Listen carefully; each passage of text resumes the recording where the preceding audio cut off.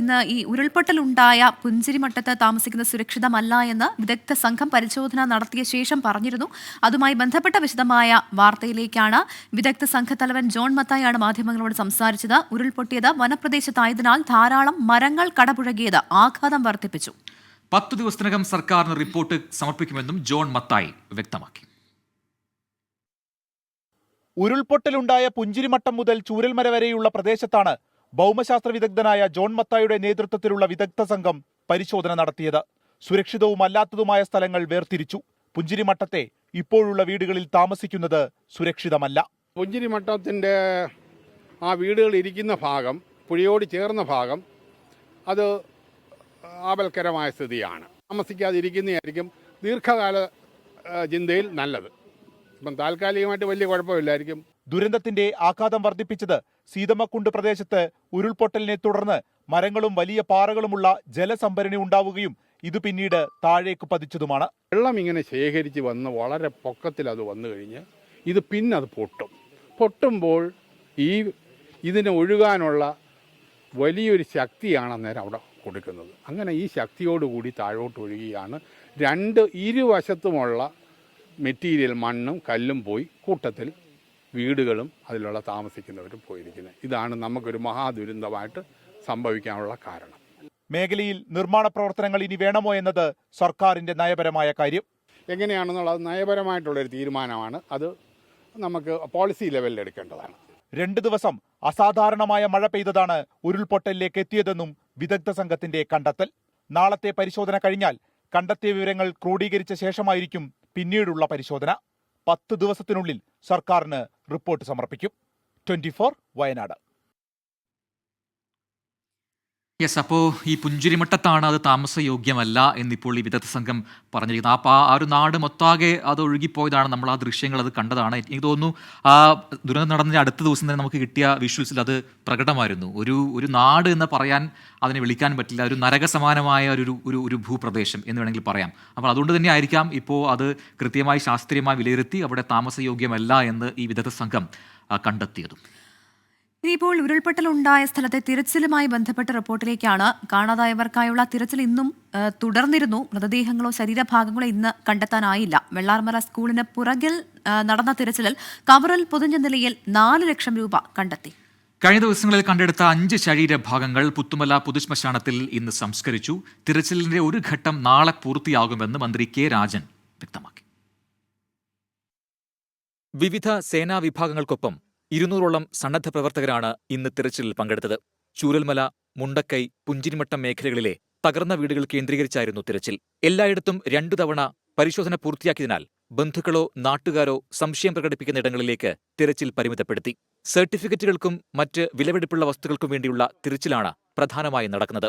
വെള്ളാർമല ഹൈസ്കൂളിന് പിറകിൽ മലവെള്ളം കുത്തിയൊഴുകിയ നിന്നാണ് പ്ലാസ്റ്റിക് കവറിൽ പൊതിഞ്ഞ നിലയിൽ 4 ലക്ഷം രൂപ ഫയർഫോഴ്സ് സംഘം കണ്ടെത്തിയത്.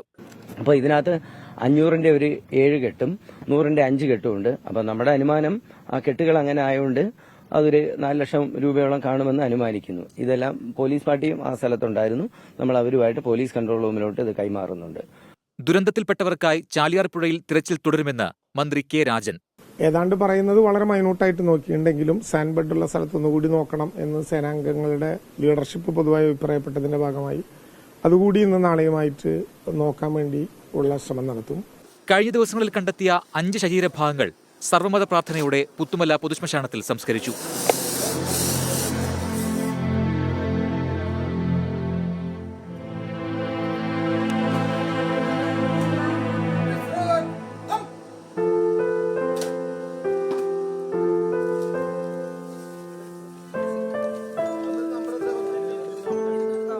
ഒരു നാടിന്റെ പ്രതീക്ഷകളും സ്വപ്നങ്ങളുമൊക്കെ ഉരുളെടുത്തു പോയിട്ട് 17 ദിവസങ്ങളായി. എല്ലാം നഷ്ടപ്പെട്ടവരെ നെഞ്ചോട് ചേർത്ത് പിടിച്ചിട്ടുണ്ട് ഈ നാടാകെ. ചൂരൽമലയിൽ നിന്നും ടീം 24-നൊപ്പം തനേഷ് തമ്പി. അപ്പോൾ ആ തിരച്ചിലിൽ ഇന്ന് പ്രത്യേകിച്ച് ഒന്നും കണ്ടെത്താൻ കഴിഞ്ഞില്ല. പക്ഷേ ഇപ്പോഴും കാണാതായ ഒരുപാട് പേരുണ്ട്. അവരെ അവർക്ക് എന്ത് സംഭവിച്ചു എന്നറിയാനുള്ള അവകാശം കുടുംബങ്ങൾക്കുണ്ട്. പക്ഷേ എന്താണ്, എവിടെയെങ്കിലൊക്കെ ഉണ്ടാകുമോ, എന്താണ്, അതിനൊന്നും ഒരു മറുപടി കൊടുക്കാൻ കഴിയുന്നില്ല എന്നാണ്. AK ശശീന്ദ്രൻ മന്ത്രിയോടെ പോയപ്പോൾ അത് പൊട്ടിക്കരയാനും കാരണം അതാണ്. ഇവരോടൊക്കെ ഞാൻ എന്ത് മറുപടിയാണ് പറയേണ്ടത് എന്ന ആ ഉത്തരം അതിപ്പോഴും എല്ലാവരുടെ മനസ്സിലുമുണ്ട്. അവരോട് പറയാൻ നമുക്കൊന്നുമില്ല. 100-ലധികം ആളുകളെയാണ് കാണാതായിരിക്കുന്നത്. എനിക്ക് 116 പേരാണ് ഇപ്പോഴും കാണാതായവരുടെ ലിസ്റ്റിലുള്ളത്. അതിൽ തന്നെ എത്ര പേർ ജീവനോടെ ഉണ്ടാകുമെന്ന് നമുക്കറിയില്ല. ഇത്രയധികം മണ്ണടിഞ്ഞു കൂടിയിരിക്കുന്ന ഒരു പശ്ചാത്തലത്തിൽ അത് എത്രത്തോളം കണ്ടെത്താനാകും? ഒപ്പം തന്നെ വലിയ കല്ലുകളാണ്. അത് 2-3 ആളുകൾ ഒരുമിച്ച് നിന്നാൽ എങ്ങനെയാണ്? അത്രയധികം ഉയരമുള്ള വലിയ പാറക്കല്ലുകളൊക്കെ ഉരുണ്ടവിടെ കിടപ്പുണ്ട്. അപ്പോൾ അതുകൊണ്ട് അതിൻ്റെ അടിയിലൊക്കെ തിരച്ചിൽ നടത്തുക എന്ന് പറയുന്നത് ഏറെ ദുഷ്കരമാണെന്ന് മുൻപ് തന്നെ സർക്കാർ തന്നെ പറഞ്ഞതാണ്. എന്തായാലും തിരച്ചിൽ ഇപ്പോഴും തുടരുന്നുണ്ട്. ഇനി നമുക്ക് എന്താണ് സംസ്ഥാനത്തെ കാലാവസ്ഥ എന്ന് നോക്കാം. സംസ്ഥാനത്ത് അടുത്ത 5 ദിവസം വ്യാപകമായ മഴയ്ക്ക് സാധ്യതയുണ്ട്. ഇന്നും നാളെയും മുഴുവൻ ജില്ലകളിലും മഴ മുന്നറിയിപ്പ് നൽകിയിരുന്നു. കോഴിക്കോട്, വയനാട് ജില്ലകളിൽ ഇന്ന് ഓറഞ്ച് അലർട്ടാണ്. കേരള, ലക്ഷദ്വീപ്, കർണാടക തീരങ്ങളിൽ മത്സ്യബന്ധനത്തിന് ഏർപ്പെടുത്തിയ വിലക്ക് തുടരും. തെക്ക് കിഴക്കൻ അറബിക്കടലിലും തെക്കൻ കേരള തീരത്തും പുതിയ ചക്രവാത ചുഴി രൂപപ്പെട്ടിട്ടുണ്ട്. കൊങ്കൺ മുതൽ ചക്രവാത ചുഴി വരെ ന്യൂനമർദ്ദ പാത്തിയും സ്ഥിതി ചെയ്യുന്നു. ഇതിന്റെ ഫലമായി സംസ്ഥാനത്ത് അടുത്ത 5 ദിവസം മഴ വ്യാപകമായേക്കും. ഒറ്റപ്പെട്ടയിടങ്ങളിൽ ശനിയാഴ്ച വരെ അതിശക്തമായ മഴയ്ക്കും തിങ്കളാഴ്ച വരെ ശക്തമായ മഴയ്ക്കും സാധ്യതയുണ്ട്. മഴ ശക്തമാകാൻ സാധ്യതയുള്ളതിനാൽ ഇന്നും നാളെയും മുഴുവൻ ജില്ലകളിലും കേന്ദ്ര കാലാവസ്ഥാ വകുപ്പ് മഴ മുന്നറിയിപ്പ് നൽകി. കോഴിക്കോട്, വയനാട് ജില്ലകളിൽ ഇന്ന് ഓറഞ്ച് അലർട്ടാണ്. മറ്റുള്ള ജില്ലകളിൽ യെല്ലോ അലർട്ടും പ്രഖ്യാപിച്ചു. പത്തനംതിട്ട, ഇടുക്കി ജില്ലകളിൽ നാളെ ഓറഞ്ച് അലർട്ടാണ്. മറ്റുള്ള ജില്ലകളിൽ നാളെ യെല്ലോ അലർട്ടും പ്രഖ്യാപിച്ചു. മഴയ്ക്കൊപ്പം ശക്തമായ കാറ്റിനും ഇടിമിന്നലിനും സാധ്യതയുള്ളതിനാൽ ജാഗ്രത പാലിക്കണമെന്ന് കേന്ദ്ര കാലാവസ്ഥാ വകുപ്പ് അറിയിച്ചു. കേരള, ലക്ഷദ്വീപ്, കർണാടക തീരങ്ങളിൽ 55 കിലോമീറ്റർ വരെ വേഗതയിലുള്ള ശക്തമായ കാറ്റിനും മോശം കാലാവസ്ഥയ്ക്കും സാധ്യതയുള്ളതിനാൽ മത്സ്യബന്ധനത്തിന് ഏർപ്പെടുത്തിയ വിലക്ക് തിങ്കളാഴ്ച വരെ തുടരും. 24 തിരുവനന്തപുരം. അപ്പോൾ ഉരുൾപൊട്ടലുണ്ടായതിനു ശേഷം എല്ലാവരും ഒരുമിച്ച് ചോദിക്കുന്ന ചോദ്യമാണ്, പലരും, ഈ മുല്ലപ്പെരിയാർ ഡാം അത് സുരക്ഷിതമാണോ എന്ന ചോദ്യം. അതിന് കൃത്യമായ മറുപടി സർക്കാർ നൽകിയിട്ടുമുണ്ട്. പക്ഷേ ഒരു വിഭാഗം ആൾക്കാർ ഇപ്പോഴും വലിയ ആശങ്കയിലാണ്. ഇങ്ങനെ അത്തരം വ്യാജ പ്രചാരണങ്ങൾ വരുമ്പോൾ സ്വാഭാവികമായിട്ടും ഇന്നലെ നമ്മുടെ പ്രേക്ഷകൻ പറഞ്ഞതുപോലെ ഈ നദീതീരത്ത് താമസിക്കുന്ന, അല്ലെങ്കിൽ പെരിയാറിന്റെ തീരത്ത് താമസിക്കുന്ന ആൾക്കാർക്കൊക്കെ വലിയ ആശങ്കയാണ്. അപ്പോൾ എന്തായാലും ഒരു വിഭാഗം ആൾക്കാർ സമരവുമൊക്കെ രംഗത്തുണ്ട്. ഇന്നിപ്പോൾ ഒരു പരിഹാരം വേണമെന്നാവശ്യപ്പെട്ട് ഇടുക്കി ചപ്പാത്തിൽ സർവ്വമത പ്രാർത്ഥനയും കൂട്ട ഉപവാസവും നടന്നു. മുല്ലപ്പെരിയാർ ഡാമിൽ ആശങ്ക വേണ്ട എന്ന് റവന്യൂ മന്ത്രി കെ രാജൻ പറഞ്ഞു. പുതിയ ഡാം എന്നത് കേരളത്തിന്റെ ഒറ്റക്കെട്ടായ ആവശ്യമാണെന്ന് മന്ത്രി റോഷി അഗസ്റ്റിനും വ്യക്തമാക്കി.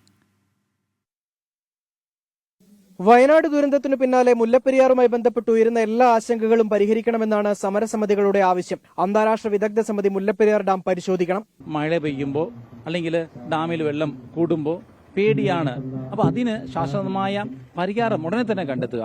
തമിഴ്നാടിനെ അപകീർത്തിപ്പെടുത്തുന്നതും മുല്ലപ്പെരിയാറുമായി ബന്ധപ്പെട്ട അനാവശ്യ പ്രചരണങ്ങളും ഒഴിവാക്കണമെന്ന് മുല്ലപ്പെരിയാർ സമരസമിതിയും ആവശ്യപ്പെട്ടു. ചില നവമാധ്യമങ്ങളിലൂടെ തമിഴ്നാടിനെ വിദ്വേഷമുണ്ടാക്കുന്ന രീതിയിലുള്ള അനാവശ്യ കമന്റുകൾ, ദയവ് ചെയ്ത് അത്തരത്തിലുള്ള കമന്റുകൾ ഒഴിവാക്കിക്കൊണ്ട് സുപ്രീം കോടതിയുടെ 14 വിധിയിൽ പറഞ്ഞിരിക്കുന്ന അമിക്കബിൾ സെറ്റിൽമെന്റ്, ആ ഒരു സാഹചര്യത്തിന് പറ്റിയ ഒരു സാഹചര്യം ഇപ്പോൾ ഉരുത്തിരിഞ്ഞിട്ടുണ്ട്. മുല്ലപ്പെരിയാർ വിഷയം സുപ്രീം കോടതിക്ക് പുറത്തുവെച്ച് തീർക്കാനുള്ള ശ്രമം നടത്തുമെന്ന് മന്ത്രി റോഷി അഗസ്റ്റിൻ. സുപ്രീം കോടതി നിലനിൽക്കുന്ന ഒരു കേസാണെന്ന് പരിമിതി നമുക്കുള്ളൂ. എങ്കിലും ഔട്ട് ഓഫ് കോർട്ടിൽ ഇത്തരം ചർച്ചകൾ ഉയർന്നു വരുന്നത് ഈ വിഷയം പരിഹരിക്കേണ്ട ആവശ്യമായ നടപടിയിലേക്ക് പോകാൻ സഹായകമാകുമെന്ന് ഞാൻ കരുതുന്നു. മുല്ലപ്പെരിയാർ ഡാമിൽ നിലവിൽ ആശങ്ക വേണ്ടെന്ന് റവന്യൂ മന്ത്രി കെ രാജൻ. പ്രചാരവേലകളിൽ ആളുകൾ ശ്രദ്ധിക്കേണ്ടതില്ല. സർക്കാരുമായി ബന്ധപ്പെട്ട അറിയിപ്പുകൾ നമ്മുടെ STMയോ ജില്ലാ ഭരണകൂടമോ അതാത് സമയങ്ങളിൽ നൽകും. ഇപ്പം മുല്ലപ്പെരിയാറിനെ സംബന്ധിച്ച് ഭീതിജനകമായിട്ടുള്ള വാർത്തകളൊന്നും നിങ്ങൾക്ക് നൽകാനില്ല. ഏതെങ്കിലും വിധത്തിലുള്ള അപകടം ഉണ്ടെങ്കിൽ നല്ല മുന്നൊരുക്കത്തോടു കൂടി ആ കാര്യങ്ങൾ ചെയ്യാൻ കഴിയും നമുക്ക്.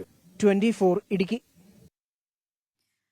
അപ്പോൾ അതാണ്, പ്രേക്ഷകരിൽ പലരും മുല്ലപ്പെരിയാറിന്റെ കാര്യത്തിൽ ഇപ്പോഴും സംശയം ഉന്നയിക്കുന്നുണ്ട്. എന്തായാലും സുപ്രീം കോടതി ആ വിഷയം പരിഗണിക്കുന്നുണ്ട്. ഉടൻ തന്നെ കേരളത്തിന് അനുകൂലമായ ഒരു വിധി ഉണ്ടാകണമെന്നാണ് നമ്മളെല്ലാവരും ആഗ്രഹിക്കുന്നത്. അത് ഉടൻ തന്നെ ഉണ്ടാകും. സർക്കാരിന് വ്യക്തമായ കാരണങ്ങളൊക്കെ ചൂണ്ടിക്കാട്ടി സുപ്രീം കോടതിയെ കാര്യങ്ങൾ ബോധിപ്പിക്കാനാകുമെന്നുള്ള പ്രതീക്ഷയിലാണ് നമ്മളെല്ലാവരും ഉള്ളത്. ഇനി രാജ്യത്തെ ആകെ ഞെട്ടിച്ച കഴിഞ്ഞ ദിവസം ഉണ്ടായ ഒരു ദയനീയമായ സംഭവത്തിന്റെ വിശദാംശങ്ങളിലേക്കാണ് പറഞ്ഞു വരുന്നത്. കൊൽക്കത്തയിലെ വനിതാ ഡോക്ടറെ കൊലപ്പെടുത്തിയതുമായി ബന്ധപ്പെട്ട റിപ്പോർട്ടിന്റെ കാര്യമാണ്. ബലാത്സംഗം ചെയ്ത് കൊലപ്പെടുത്തിയ കേസിൽ കൊൽക്കത്തയിലെ RG കർ മെഡിക്കൽ കോളേജിലെ 5 ഡോക്ടേഴ്സിനെ CBI സംഘം ചോദ്യം ചെയ്തു. മെഡിക്കൽ കോളേജ് ആക്രമിച്ച കേസിൽ 9 പേർ പോലീസിന്റെ പിടിയിലായിട്ടുണ്ട്. തെളിവുകൾ നശിപ്പിക്കാനായിരുന്നു ആക്രമണമെന്ന് കൊല്ലപ്പെട്ട ഡോക്ടറുടെ ബന്ധുക്കൾ ആരോപിച്ചു. ആക്രമണത്തിന് പിന്നിൽ BJPയും ഇടത് പ്രവർത്തകരുമാണെന്ന് മമതാ ബാനർജി കുറ്റപ്പെടുത്തുന്നുണ്ട്. അങ്ങനെ അത് രാഷ്ട്രീയമായ വിഷയമായി മാറുന്നുണ്ട്. ഏറ്റവും പുതിയ അപ്ഡേറ്റുകളുമായി ബൽറാം മലങ്ങാടി ചെയ്തിട്ടുണ്ട്. ബൽറാം, എന്താണ് നിലവിലെ സാഹചര്യം? കേസിന്റെ പോക്ക് എങ്ങനെയാണ്? ഒപ്പം തന്നെ ഈ സമരരംഗത്തുള്ള ഡോക്ടേഴ്സിന്റെ ഏറ്റവും ഒടുവിലത്തെ നിലപാട് എന്താണ്? കൊൽക്കത്തയിലെ ആർജിക്കർ മെഡിക്കൽ കോളേജിന്റെ അത്യാഹിത വിഭാഗത്തിലാണ് ഞാനിപ്പോൾ ഉള്ളത്. കഴിഞ്ഞ ഒരാഴ്ചയോളമായി ഇവിടെ ഈ ഒരു ജൂനിയർ ഡോക്ടർ ക്രൂരമായി ബലാത്സംഗത്തിനിരയായി കൊല ചെയ്യപ്പെട്ട സംഭവത്തിലുള്ള പ്രതിഷേധം തുടരുകയാണ്. എന്നാൽ ഇന്നലെ രാത്രിയുണ്ടായ അക്രമ സംഭവങ്ങൾ ഈ സംഭവത്തിന്റെ സങ്കീർണത പൂർണ്ണമായും തന്നെ വ്യക്തമാക്കുന്നതാണ്. ഒരു ആശുപത്രിയുടെ സമരത്തിലുള്ളപ്പോൾ പോലും പ്രവർത്തിച്ചിരുന്ന വിഭാഗമാണ് അത്യാഹിത വിഭാഗം. സാധാരണക്കാരായ ആളുകളുടെ ആശ്രയമായിരുന്ന ഒരു ആശുപത്രിയുടെ അത്യാഹിത വിഭാഗമാണ് ഈ നിലയ്ക്ക് തീർത്തും ഉപയോഗശൂന്യമാക്കി മാറ്റിയിരിക്കുന്നത്. അത്യാധുനിക ഉപകരണങ്ങൾ അടക്കമുള്ളവ പൂർണ്ണമായും തല്ലിത്തകർത്ത നിലയിലാണ് ഈ ആശുപത്രിയിൽ നമുക്ക് കാണാൻ കഴിയുന്നത്. ഒരു ആൾക്കൂട്ടമാണ് ഈ ആക്രമണം നടത്തിയത് എന്ന് പറയുന്നു. പൊതുജനങ്ങളുടെ രോഷം ശക്തമായി തന്നെ ഉണ്ടായിരുന്നു. ഈ ആശുപത്രിക്ക് പരിസരമുള്ള റോഡുകൾ പൂർണ്ണമായും സ്തംഭിച്ച നിലയിലായിരുന്നെങ്കിൽ പോലും ഇന്നലെ ഈ ആശുപത്രിയുടെ അത്യാഹിത വിഭാഗത്തിലുണ്ടായത് സ്വാഭാവികമായ ഒരു പ്രതിഷേധമാണെന്ന് ഈ ദൃശ്യങ്ങൾ കാണുമ്പോൾ ഒരു ഘട്ടത്തിലും നമുക്ക് പറയാൻ കഴിയില്ല. കാരണം ഇത്രത്തോളം വലിയ തോതിൽ ഈ എല്ലാ സാധന സാമഗ്രികൾ പൂർണ്ണമായും തന്നെ ഉപയോഗശൂന്യമാക്കുന്ന തരത്തിലുള്ള ഒരു അക്രമം, അതിന് പിന്നിൽ രാഷ്ട്രീയമായ പ്രേരണയുണ്ട് എന്ന് ഇരുവിഭാഗവും, ഭരണപക്ഷം മുഖ്യമന്ത്രി മമതാ ബാനർജി തന്നെ ഇതിൽ BJPയുടെയും CPIഎമ്മിന്റെയും ഗുണ്ടകളാണ് ഈ ആക്രമണം നടത്തിയത്, അല്ലെങ്കിൽ ജനക്കൂട്ടത്തോടൊപ്പം ചേർന്ന് ആക്രമണം നടത്തിയതെന്ന് ആരോപിക്കുമ്പോൾ ഈ അന്വേഷണം വഴി തെറ്റിക്കുന്നതിനും തെളിവുകൾ നശിപ്പിക്കുന്നതിനുമായി തൃണമൂൽ ഗുണ്ടകളുടെ ശ്രമമാണ് ഇവിടെ ഉണ്ടായത് എന്നാണ് പ്രതിപക്ഷത്തിന്റെ ആരോപണം. ഒരു പ്രതിയെ 12 മണിക്കൂറിനകം അറസ്റ്റ് ചെയ്തു എന്ന് മുഖ്യമന്ത്രി വ്യക്തമാക്കുന്നു. സമരം അവസാനിപ്പിക്കണം, എത്രയും വേഗം കാലുപിടിക്കാനും താൻ തയ്യാറാണെന്ന് ആഹ്വാനം ചെയ്യുമ്പോഴും പ്രതിഷേധം തുടരുകയാണ്. കാരണം ഇതിൽ പ്രതികളെ രക്ഷിക്കാനുള്ള ബോധപൂർവമായ ശ്രമം അധികൃതരുടെ ഭാഗത്തു നിന്നും സർക്കാരിന്റെ ഭാഗത്തു നിന്നും ഉണ്ടായി എന്ന് തന്നെയാണ് പ്രതിഷേധക്കാർ ആരോപിക്കുന്നത്. എന്തായാലും ആശുപത്രിയിൽ ഡോക്ടർമാർ അടക്കമുള്ളവർക്ക് സുരക്ഷ ഉറപ്പാക്കണം എന്നും ജനങ്ങളെ സേവിക്കുമ്പോൾ തങ്ങളുടെ ജീവൻ പോലും സുരക്ഷിതമല്ലാതെ ജോലി ചെയ്യാൻ കഴിയില്ല എന്നും ഇത്തരം സംഭവങ്ങൾ ആവർത്തിക്കപ്പെടുകയാണെന്നുമാണ് ഈ പ്രതിഷേധക്കാർ ചൂണ്ടിക്കാണിക്കുന്നത്. അതെ, ആർജിക്കർ മെഡിക്കൽ കോളേജിൽ നിന്നാണ് വാർത്ത പങ്കുവച്ചത്. ഇപ്പോൾ മറ്റൊരു വാർത്ത കൂടി വരുന്നു. ഈ പുതിയ പ്രിൻസിപ്പലിനോട് നിയമിച്ചിരുന്നു, സുഹൃത്ത് പാൽ എന്ന് പറയുന്ന പുതിയ പ്രിൻസിപ്പൽ. പക്ഷേ അവർക്കെതിരെ പ്രതിഷേധമുണ്ട് എന്ന് ഒരു വാർത്ത കൂടി വരുന്നു. പ്രിൻസിപ്പലിനെതിരെ ഗോ ബാക്ക് മുദ്രാവാക്യം ഉണ്ട്. ഒപ്പം നാളെ ഈ പ്രതിഷേധ പ്രകടനം പ്രഖ്യാപിച്ച് മുഖ്യമന്ത്രി മമതാ ബാനർജിയും BJPയും രംഗത്ത് വന്നിട്ടുണ്ട് എന്ന് പറയുന്നത്. അപ്പോൾ അത് ഒരു പൊളിറ്റിക്കൽ വിഷയമായി അവിടെ മാറുന്നുണ്ട്. ശക്തമായ രീതിയിൽ തന്നെ ഇരു വിഭാഗങ്ങൾ രംഗത്ത്. ഇപ്പം ബൽറാം സൂചിപ്പിച്ചത് അതാണ്, അങ്ങനെ ഒരു രാഷ്ട്രീയ വിഷയമായി മാറുന്നു.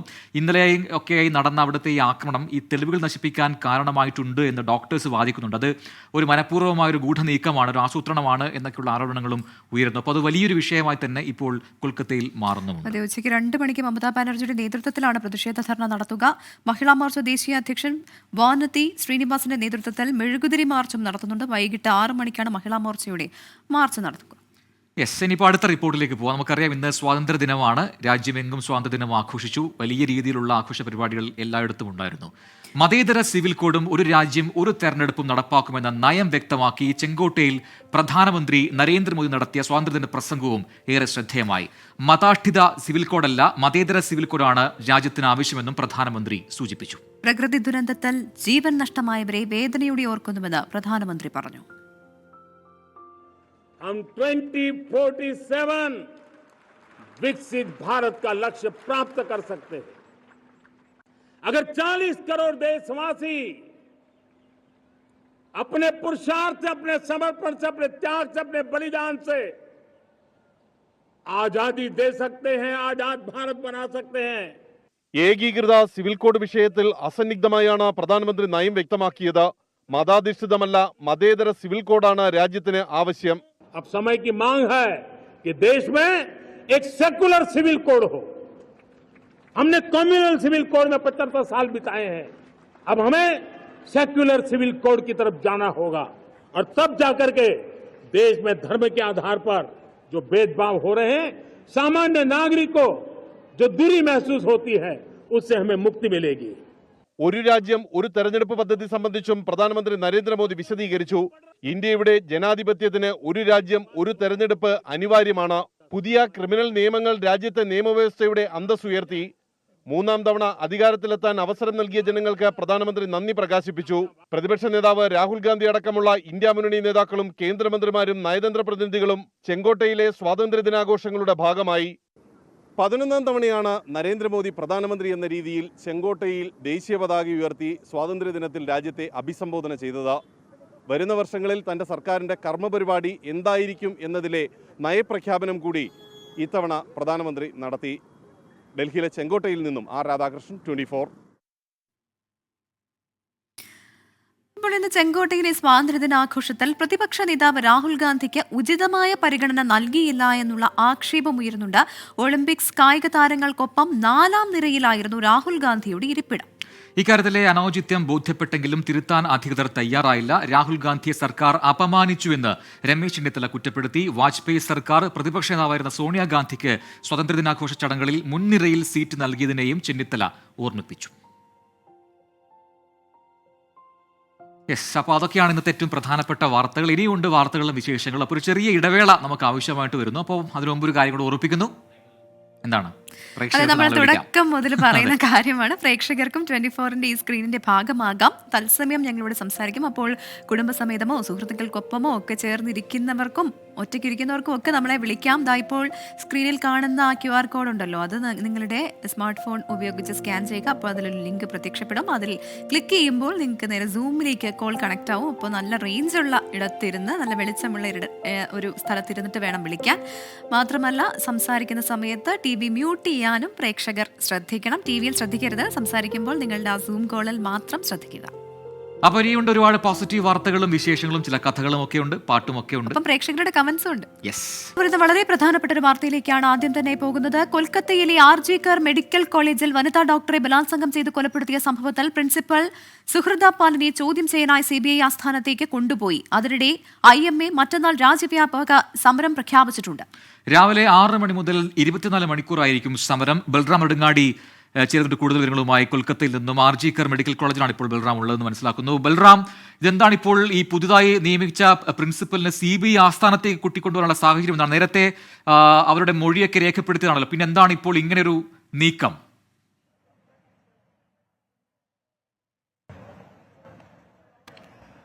പ്രജിൻ, പ്രവിത, ഇന്ന് രാവിലെ മുതൽ തന്നെ CBIയുടെ സംഘം ഈ കേസന്വേഷണം ഇന്നലെ CBI ഏറ്റെടുത്തതിന് പിന്നാലെ തന്നെ ഇന്നലെ ഉച്ചയോടെ മെഡിക്കൽ കോളേജിൽ എത്തി തെളിവ് ശേഖരണം നടത്തുകയും ഈ ആശുപത്രി അധികൃതരുമായി സംസാരിക്കുകയും മൊഴിയെടുക്കുകയും CBI ചെയ്തു വന്നിരുന്നു.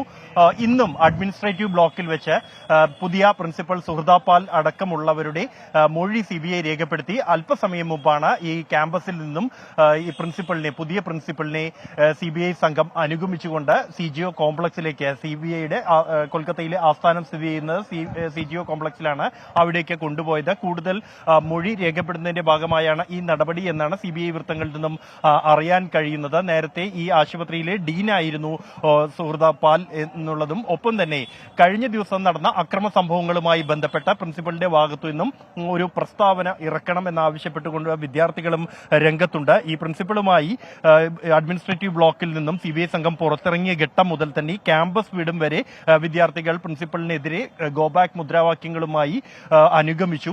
പ്രിൻസിപ്പലിനെതിരെ കൂവി വിളികൾ ഉണ്ടായി. അത്തരത്തിലുള്ള ശക്തമായ പ്രതിഷേധമാണ്. ഇപ്പോഴും ഈ സമരപന്തലിന്റെ ദൃശ്യങ്ങളാണ് നമുക്ക് കാണാൻ കഴിയുന്നത്. ഇവിടെ പ്രതിഷേധം തുടരുകയാണ്. വിദ്യാർത്ഥികൾ ഈ ഘട്ടത്തിലും കഴിഞ്ഞ ദിവസങ്ങളായി 6 ദിവസമായി നടന്നുവരുന്ന പ്രതിഷേധം ഇപ്പോഴും തുടരുകയാണ്. ഈ സമരപന്തലിന്റെ തന്നെ ഇന്നലെ നടന്ന അക്രമത്തിലാണ് ഈ സമരപന്തൽ തകർന്നിരിക്കുന്നത്. ഒരു ഭാഗം സമീപത്തുള്ള കടകൾ അടക്കമുള്ളവ ഇന്നലെ എത്തിയ ആൾക്കൂട്ടം ആക്രമിച്ചിരുന്നു. ഇതുകൊണ്ട് തന്നെ പ്രതിഷേധം കൂടുതൽ ശക്തമാക്കാൻ തന്നെയാണ് പ്രതിഷേധക്കാരുടെ തീരുമാനം. കാരണം ഒരു അട്ടിമറി ശ്രമമാണ് ഇന്നലെ നടന്ന അക്രമത്തിന് പിന്നിൽ എന്ന് ഏതാണ്ട് വ്യക്തമാണ്. അത് എന്തുദ്ദേശിച്ചുള്ളതാണ്, ഏത് രാഷ്ട്രീയ പാർട്ടി ആണ് ഇതിന് പിന്നിൽ എന്നതടക്കമുള്ള കാര്യങ്ങളിൽ വ്യക്തത വരേണ്ടതുണ്ട്. കൊൽക്കത്ത പോലീസ് അന്വേഷണം ആരംഭിച്ചിരിക്കുന്നു. 9ഓളം പേരെ ഇതിനകം അറസ്റ്റ് ചെയ്തു എന്നാണ് പോലീസ് നൽകുന്ന വിവരം. ഒപ്പം തന്നെ കൂടുതൽ ഈ അക്രമവുമായി ബന്ധപ്പെട്ട ആളുകളുടെ ചിത്രങ്ങൾ ഉൾപ്പെടെ പോലീസ് പുറത്തുവിട്ടിട്ടുണ്ട്. ഇവരെ പിടികൂടും, അന്വേഷണം ഊർജിതമാണെന്ന് വ്യക്തമാക്കുമ്പോഴും പ്രതിഷേധം രാജ്യവ്യാപകമായി തന്നെ ശക്തമാക്കാൻ ഉള്ള തീരുമാനത്തിലാണ് IMA അടക്കമുള്ള സംഘടനകൾ ഉള്ളത്. CBI അന്വേഷണം ഏറ്റെടുത്തെങ്കിൽ പോലും ഈ ആശുപത്രിയിലുള്ള രോഗികളെ ചികിത്സിക്കാൻ ഉള്ള ഡോക്ടർമാർ അടക്കമുള്ള ആരോഗ്യ പ്രവർത്തകർ അവരുടെ പ്രാഥമികമായ ആവശ്യമായ സുരക്ഷ പോലും ഉറപ്പാക്കാൻ കഴിയുന്നില്ല എന്നും ഇത്തരം സംഭവങ്ങൾ ആവർത്തിക്കപ്പെടുകയാണ് എന്നുമാണ് ഡോക്ടർമാരുടെ സംഘടന. ഇപ്പോൾ അവിടെ എത്തിയ സമയത്ത്, അവിടെ ഈ RG കർ മെഡിക്കൽ കോളേജിൽ എത്തിയ സമയത്ത് അവരൊരു ഗ്രൗണ്ട് റിയാലിറ്റി എന്താണ്? കാരണം ഒരു കോളേജ്, ഒരു മെഡിക്കൽ കോളേജിനകത്ത്, അതും ഒരു പഠനമുറിയിൽ, സർജറി വാർഡിലൊക്കെ ഇത്രയൊരു സംഭവം നടക്കുക, ഒരു ഡോക്ടർ ക്രൂരമായി ബലാത്സംഗം ചെയ്ത് കൊല്ലപ്പെടുക, അതൊന്നും ഒരു കേട്ടുകളിലുള്ള സംഭവമാണ്. അതെങ്ങനെ സാധ്യമാകുന്നു എന്നുള്ള ചോദ്യങ്ങളുണ്ട്. ഈ CCTV അടക്കം നശിപ്പിച്ചു അക്രമകാരികൾ എന്ന ആരോപണം മറുഭാഗത്തുണ്ട്. അപ്പോൾ ഇതിലെ പ്രതികൾ ആരാന്ന് കൃത്യമായി ഇതിനോടകം മനസ്സിലാക്കിയിട്ടില്ലേ പോലീസ്? അപ്പോൾ ഒരു ഗ്രൗണ്ട് റിയാലിറ്റി അവിടെ എത്തിയപ്പോൾ ബൽറാമിന് മനസ്സിലാക്കാൻ കഴിയുന്നത് എന്താണ്?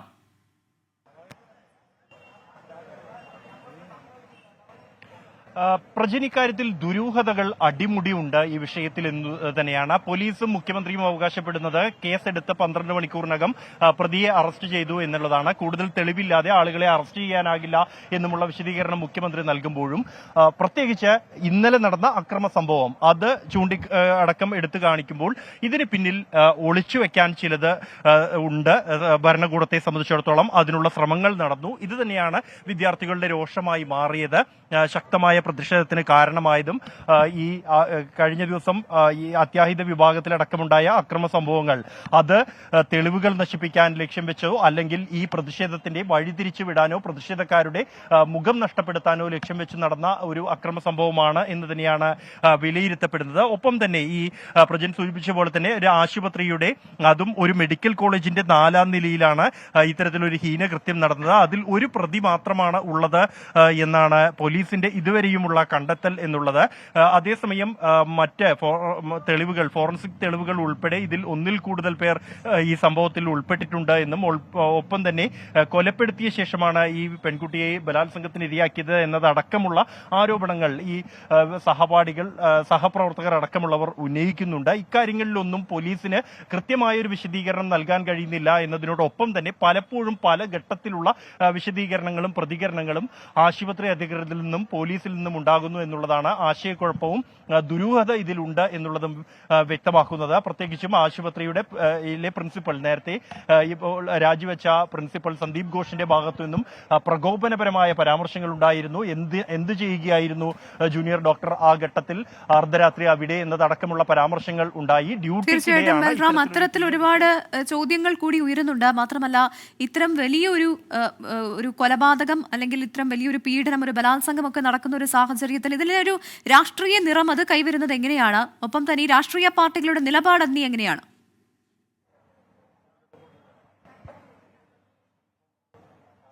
പ്രവിത, ഈ കേസിനെ സംബന്ധിച്ചിടത്തോളം ആദ്യഘട്ടത്തിൽ രാഷ്ട്രീയമായ ഒരു ഇടപെടൽ ഇതിലുണ്ട് എന്ന തരത്തിലുള്ള സംശയങ്ങൾക്ക് ഒന്നും ഇടയില്ലായിരുന്നു. എന്നാൽ പിന്നീട് പോലീസിന്റെ അന്വേഷണം മുന്നോട്ട് പോകുന്നു, ഒറ്റ പ്രതിയെ മാത്രം അറസ്റ്റ് ചെയ്യുന്നു, കൂടുതൽ ആളുകൾ ഇതിലുണ്ട് എന്ന സംശയങ്ങൾ ഉയരുന്നു. ആ ഘട്ടത്തിലാണ് പ്രിൻസിപ്പൽ രാജിവെക്കുന്നതും പ്രതിഷേധങ്ങൾ ശക്തമാകുന്നതോടെ മുൻ പ്രിൻസിപ്പൽ സന്ദീപ് ഘോഷ് രാജിവെക്കുന്നത്. എന്നാൽ രാജിവെച്ച, സർക്കാർ സർവീസിൽ നിന്ന് പോലും രാജി സമർപ്പിച്ച പ്രിൻസിപ്പലിന് ആ രാജി സ്വീകരിക്കാതെ പുനർനിയമനം നൽകുന്നു.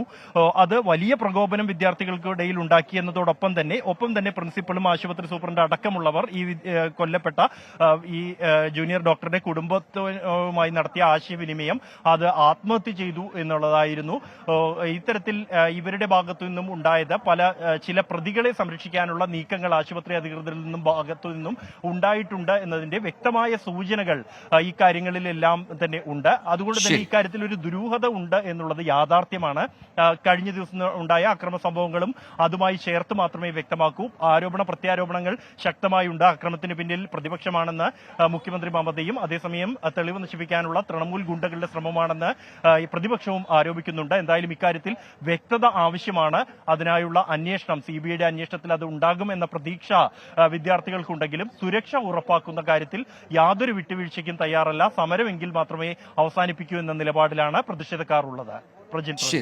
കൊൽക്കത്തയിൽ നിന്നാണ് RG കർ മെഡിക്കൽ കോളേജിലാണ് ബൽറാം നെടുങ്ങാടി ഇപ്പോൾ വിശദാംശങ്ങൾ നൽകിയത്. ഇപ്പോൾ IMAയുമായി ബന്ധപ്പെട്ട സമരം, അവരുടെ മറ്റന്നാളാണ് അവരിപ്പോൾ 24 മണിക്കൂർ സമരം പ്രഖ്യാപിച്ചിരിക്കുന്നത്. അപ്പോൾ അതിൽ അത്യാഹിത വിഭാഗങ്ങളെ അടിയന്തര വിഭാഗങ്ങൾക്ക് മാറ്റമുണ്ടാകില്ല എന്ന് അറിയിച്ചിട്ടുണ്ട് IMA.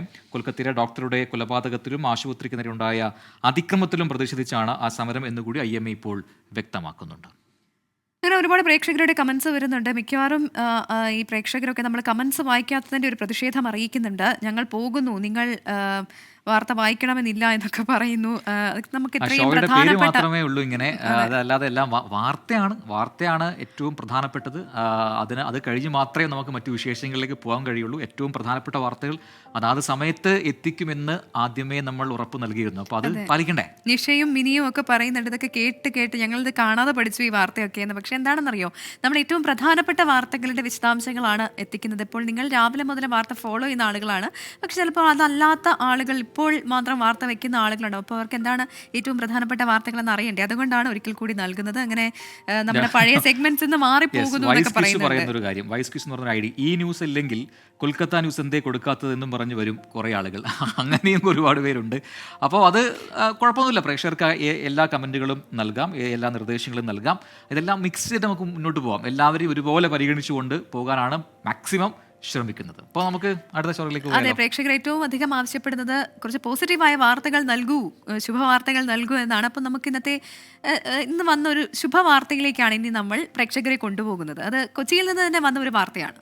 കൊച്ചി P&T കോളനിയിൽ വീട് നഷ്ടപ്പെട്ട വയോധികയെ കൊച്ചി കോർപ്പറേഷൻ പുനരധിവസിപ്പിക്കും. 77-കാരി ബേബിയുടെയും മകന്റെയും ദുരവസ്ഥ 24 വാർത്തയാക്കിയതിന് പിന്നാലെയാണ് നടപടി. 24 ഇംപാക്ട് വാർത്ത കാണാം.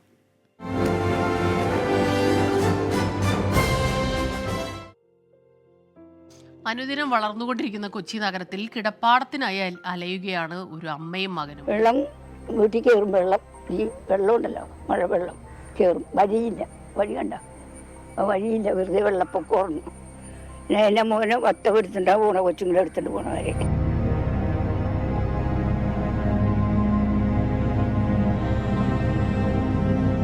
തലചായ്ക്കാൻ സ്വന്തമായൊരു വീട്, കാലങ്ങളായുള്ള ആവശ്യത്തിന് ഒരു അറുതി ഉണ്ടാകണമെന്ന് മാത്രമാണ് ഇവർ മുന്നോട്ട് വയ്ക്കുന്ന ആവശ്യം.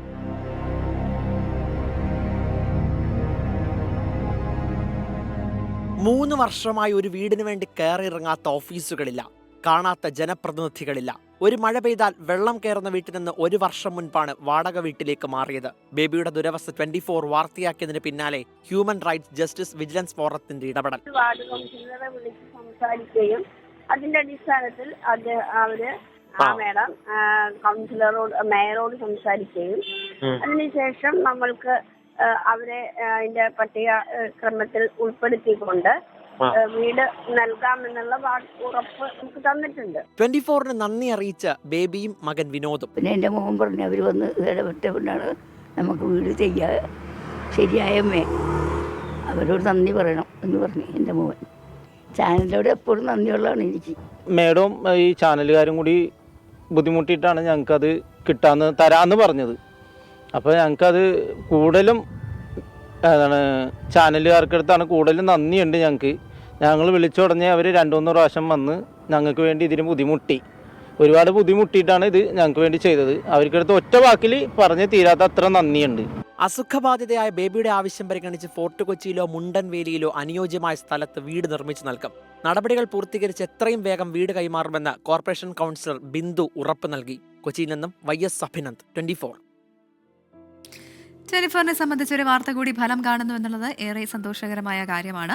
അപ്പോൾ ആ വാർത്ത ഞങ്ങൾ അങ്ങനെ പ്രേക്ഷകർക്ക് മുന്നിലേക്ക് വെക്കുകയാണ്. അപ്പോൾ നമുക്കൊരു പ്രേക്ഷക നമ്മുടെ സ്ക്രീനിലേക്ക് വരാൻ പോവുകയാണ്. ലിജി ജോർജ് തിരുവനന്തപുരത്ത് നിന്നും. Hi, hello.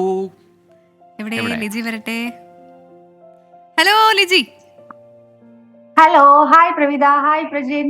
Hi, hello. എന്തൊക്കെ വിശേഷം? സുഖം. തിരുവനന്തപുരത്ത് എവിടെയാണ്? എന്ത് ചെയ്യുന്നു? എല്ലാം പറയൂ. പോത്തൻകോട്. എന്ത് ചെയ്യുന്നു? വർക്ക് ചെയ്യാണോ? അല്ല, ഞാൻ വർക്ക് ചെയ്യല്ല, ഞാനിപ്പോ ഒരു ക്ലൗഡ് കിച്ചന്റെ ബിഗിനിങ് സ്റ്റേജിലാണ്. ഓ നൈസ്, അടിപൊളി. കൊള്ളാം. അപ്പൊ വീട്ടിലാരൊക്കെയുണ്ട്? വീട്ടില് ഹസ്ബൻഡ് ഉണ്ട്, മോളുണ്ട്, മമ്മി ഉണ്ട്, ഡാഡി ഉണ്ട്. നമ്മുടെ കമന്റ് ബോക്സിൽ വരാറുള്ള ലിജി ആണോ? കമന്റ് ബോക്സിൽ വരാറുണ്ട്. അങ്ങനെ പേര് കണ്ടതായിട്ട് ഞങ്ങൾക്ക് രണ്ടുപേർക്കും ഒരു സംശയം, ആ ലിജി തന്നെയാണോ ഇത്? 24-ന്റെ റെഗുലർ വ്യൂവർ ആണ്. മോർണിംഗ് ഷോ റെഗുലർ ആയിട്ട് കാണാറുണ്ട്. ഓക്കെ. അപ്പോൾ ഒരു റെഗുലർ വ്യൂവർ, ഒരു സ്ഥിരം പ്രേക്ഷക എന്ന നിലയിൽ നമ്മൾക്ക് കൊണ്ടുവരേണ്ട ഒരു മാറ്റങ്ങളെ കുറിച്ച് എപ്പോഴും ആലോചിച്ചിട്ടുണ്ടോ? എന്താണ് 24 വേണ്ട ഒരു മാറ്റം എന്ന് ആലോചിച്ചിട്ടുണ്ടോ? അങ്ങനെ ഒരു നിർദ്ദേശം ഉണ്ടോ? ഇപ്പൊ ഉള്ളതുപോലെ തന്നെ പോയാൽ മതി. അഡ്വർടൈസ്മെന്റ് കുറയ്ക്കാൻ പറ്റില്ലല്ലോ. അത് പറയാറുണ്ടല്ലോ അത് എന്തുകൊണ്ടാണെന്ന്. ഇനിയിപ്പോ ഓണക്കാലം കൂടി ആവുമ്പോ കുറച്ച് കൂടാൻ സാധ്യതയുണ്ട്. കുഴപ്പമൊന്നുമില്ല. ഓക്കെയാണ്. റിപ്പോർട്ടേഴ്സ് എല്ലാവരും ഭയങ്കര ആക്റ്റീവാണ്. നമുക്ക് എന്താ പറയാ, വേറൊരു ചാനൽ വെക്കുമ്പോ നമുക്ക് ആ ഡിഫറൻസ് പെട്ടെന്ന് മനസ്സിലാവും. അപ്പോ അത് കാരണം വേറൊരു ചാനലാണെങ്കിൽ പോലും 24ലേക്ക് തിരിച്ച് നമ്മള് മാറാനുള്ള ഒരു ടെൻഡൻസി ഭയങ്കര കൂടുതലാണ്. ആണല്ലേ? ഒരുപാട് സന്തോഷം. നമ്മുടെ സ്ട്രോങ് പില്ലേഴ്സ് ആണ് നമ്മുടെ റിപ്പോർട്ടേഴ്സ്. അപ്പൊ അവരിലൂടെയാണ് വാർത്തകളൊക്കെ എത്തുന്നത്. പാട്ട് നല്ല അടിപൊളിയാണ് കേട്ടോ. Thank you Liji. അപ്പൊ വിളിച്ചത് അത് കുഴപ്പമില്ല, പോട്ടെ. എന്താണ് കേട്ടില്ല. ഇടയ്ക്ക് വല്ലപ്പോഴൊക്കെ ഒരു വെള്ളി വീഴും, പക്ഷെ അത് പോട്ടെ, കുഴപ്പമില്ല. അത് ലൈവായിട്ട് പാടുന്നതല്ലേ, നമുക്ക് നമ്മൾ പെട്ടെന്ന് അതൊക്കെ നമുക്ക്. ലിജി നന്നായിട്ട് പാടുമെന്ന് തോന്നുന്നു അല്ലേ? ഒരു രണ്ടൊരു പാടാം. പാടാനേ അറിയില്ല. ലിജിയുടെ ശബ്ദം കേട്ടപ്പോ ഞങ്ങൾക്ക് അങ്ങനെ തോന്നി ലിജി പാടുന്ന ആളാണോ? അതെ അല്ലേ? ഓക്കെ. അപ്പൊ വീട്ടിലുള്ള എല്ലാവരോടും അന്വേഷണം പറയണം. അപ്പോ ഇനിയും 24 കാണണം, അഭിപ്രായം അറിയിക്കണം, കമന്റ്സ് ഇടണം. നമ്മൾ തീർച്ചയായിട്ടും വായിക്കും. ഒരുപാട് സന്തോഷം. Okay, thank you so much Liji George. തിരുവനന്തപുരത്താണ് വിളിച്ചത്. കാണാം. അടുത്ത റിപ്പോർട്ടിലേക്ക് പോവാം. അതെ, നമ്മളെ പ്രസിഡന്റ് ഈ പെറ്റ്സിനൊക്കെ ഇഷ്ടമാണോ? പിന്നെ എന്റെ ബ്രദറിനുണ്ട്, നേരത്തെ ഉണ്ടായിരുന്നു. ഇപ്പൊ ഒരു ഡോഗ് ഉണ്ട്, ഷിവാവയാണ്. ഷിവാവ ബ്രീഡാണ്. അപ്പം അങ്ങനെ ഈ പേർഷ്യൻ ക്യാറ്റ് അല്ലെങ്കിൽ നായ്ക്കൾ അങ്ങനെ നമ്മള് വളരെ ഓമനിച്ചൊക്കെ വളർത്തുന്ന, ഇപ്പൊ നമ്മള് ഈ വയനാട് ദുരന്തത്തിൽ തന്നെ കണ്ടതാണ് അല്ലേ? എത്രയോ പെറ്റ്സ്, അല്ലെങ്കിൽ ഇപ്പൊ പശു ആണെങ്കിലും അല്ലെങ്കിൽ ഇപ്പം ഇപ്പം നായ്ക്കുട്ടിയാണെങ്കിലും ഒക്കെ അതിന്റെ ഓണറിനെ ഇങ്ങനെ അന്വേഷിച്ച് നടക്കുന്നു. പക്ഷേ ഇവിടെ ഇപ്പൊ ഞങ്ങൾ പറയാം, പ്രേക്ഷകർ നിങ്ങൾ എത്ര പേർക്ക് വീട്ടിൽ പെറ്റ്സ് ഉണ്ട് എങ്കിൽ അവരുടെ പേരുകളൊക്കെ നമ്മുടെ കമന്റ് ബോക്സിൽ നിറയട്ടെ, വായിക്കാലോ, നമുക്ക് കാണാം.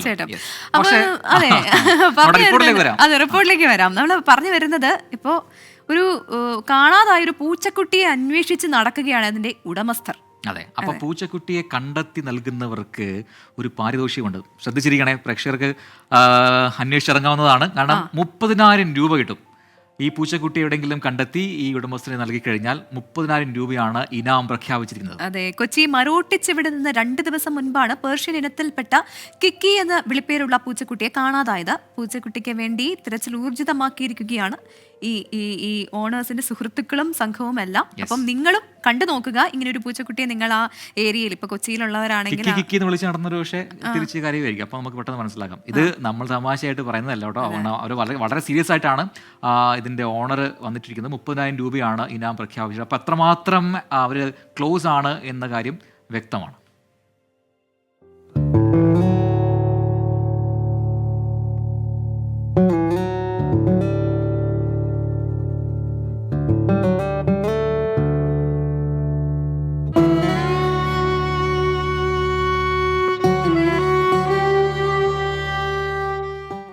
ആക്ച്വലി അവനില്ലാണ്ട് പറ്റൂല. ഞങ്ങൾ എവിടെ പോവുകയാണെങ്കിലും ഇവർക്ക് എല്ലാവർക്കും അറിയാം. ഞങ്ങൾ എവിടെ പോവുകയാണെങ്കിലും കൂടെ കൊണ്ട് നടക്കും.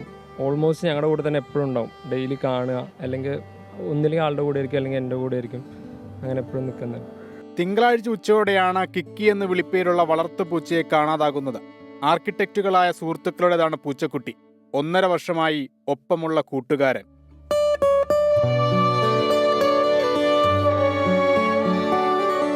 എവിടെ പോവുകയാണെങ്കിലും ഞങ്ങൾ കൂടെ തന്നെ കൊണ്ടുപോകും. നമ്മൾ ആർക്കിടെക്ട്സ് ആണ്. അപ്പോൾ സൈറ്റിക്ക് പോവുകയാണെങ്കിലും നമ്മുടെ കൂടെ തന്നെ കാറിലായിട്ട് കൊണ്ടുപോകുന്നതാണ്. എല്ലായിടത്തും പോയി നോക്കിയിരുന്നു, നൈബേഴ്സിൻ്റെ അടുത്തും അതുപോലെ അടുത്തുള്ള എല്ലാവരുടെയും പോയി ഏകദേശം അന്വേഷിച്ചു. എല്ലാ വീടുകളിലും പോയി ചോദിച്ചിട്ടുണ്ടായിരുന്നു. പക്ഷെ ആരും കണ്ടിട്ടില്ല എന്നാണ് പറയണത്. എന്താണെന്നറിയില്ല, എവിടെയാണ് ഇനി ഒളിച്ചിരിക്കുന്നതാണോ? കാരണം കുറച്ച് പേടി കൂടിയൊരു ടൈപ്പാണ്. പുറത്തുള്ള ആൾക്കാരോ ഈ വണ്ടികളുടെ സൗണ്ടൊന്നും ആൾക്ക് അങ്ങനെ പറ്റില്ല.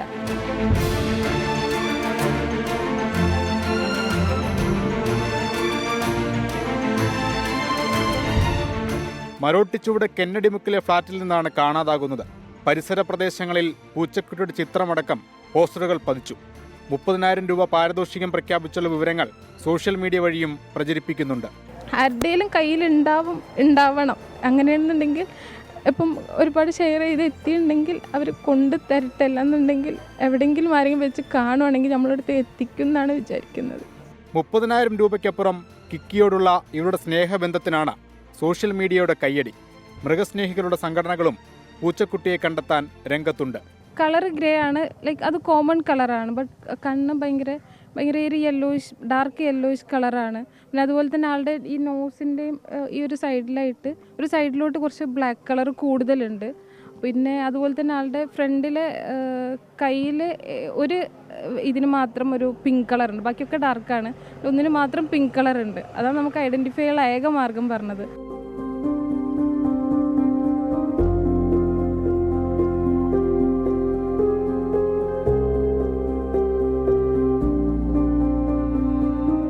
തിരയാനാവുന്നിടത്തെല്ലാം തിരഞ്ഞു, ചെയ്യാനാവുന്നതെല്ലാം ചെയ്യുന്നുമുണ്ട്.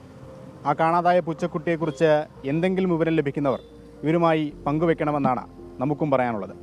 കൊച്ചിയിൽ നിന്ന് VS രാഹുലിനൊപ്പം അശ്വിൻ പാലാഴി, 24. ഇത്ര സങ്കടത്തോടെയാണ് അവർ ആ കാര്യങ്ങൾ പറയുന്നത്. അപ്പോൾ പെറ്റ്സിനെ ഇഷ്ടപ്പെടുന്നവർക്ക് അല്ലെങ്കിൽ വളർത്തുന്നവർക്ക് നന്നായിട്ട് അറിയാം എത്രത്തോളം പ്രധാനപ്പെട്ടതാണ് അതിനെയൊന്നും കാണാതായി കഴിയുമ്പോൾ ഉണ്ടാകുന്ന സങ്കടമൊക്കെ. അപ്പോൾ നമ്മൾ നേരത്തെ ചോദിച്ചിരുന്നു, അതിനെല്ലാം ഉത്തരം വന്നിട്ടുണ്ട്. ഒരുപാട് പേരുകൾ, പെറ്റ്സിനുള്ള പേരുകൾ പറയുന്നുണ്ട്. എൻ്റെ പട്ടിയുടെ പേര് ടിങ്കു എന്ന് പറയുന്നു, Dundu പീലു teddy, my pets name എന്ന് പറയുന്നുണ്ട്. അങ്ങനെ ഒരുപാട് പുതിയ പേരുകളുണ്ട്. 4 ഡോഗ്സ് ഉണ്ടെന്ന് ജെറിൻ പറയുന്നു. Ramu, Julie, Rosie, Tony, Rinku എന്നാണ് അവരുടെ പേര്. ഇന്ത്യയിലേക്ക് പറയുന്നുണ്ട്. എനിക്കൊരു പേർഷ്യൻ ക്യാറ്റ് ആണ് ഉള്ളത്. മെയിൻ ഹൈലൈറ്റ് യുക്രൈൻ പ്രസിഡന്റിന്റെ പേരാണ് ഇട്ടതെന്ന് സെലൻസ്കി. ക്യൂൻ ഗേൾ പറയുന്നു, എൻ്റെ പെറ്റ് നെയിം ടുട്ടു എന്നാണ്. എൻ്റെ പെറ്റ് നെയിം വെച്ച് ഉദ്ദേശിച്ചത് ഓക്കെ. അതെ, അങ്ങനെ പെറ്റ്സിന്റെ നെയിം പറയുന്നുണ്ട്. എൻ്റെ പെറ്റിന്റെ നെയിം ചുപ്രനോ. സൗമ്യ അമ്മ പറയുന്നു, Chinnu, Loki 2 dogs, Ruby, Glady, Motu, Chotu പൂച്ചകൾ. അങ്ങനെ പേരുകൾ ഇങ്ങനെ ഒരുപാട് പറയുന്നുണ്ട്.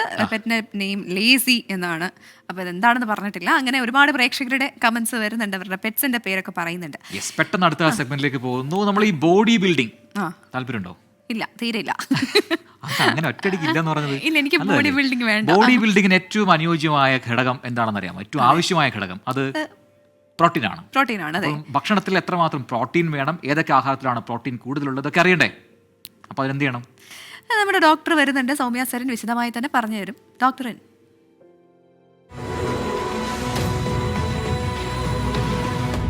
നമ്മൾ കഴിക്കുന്ന ബാലൻസ് ഡയറ്റിലെ അടുത്ത പ്രധാനിയാണ് പ്രോട്ടീൻ അഥവാ മാംസ്യം.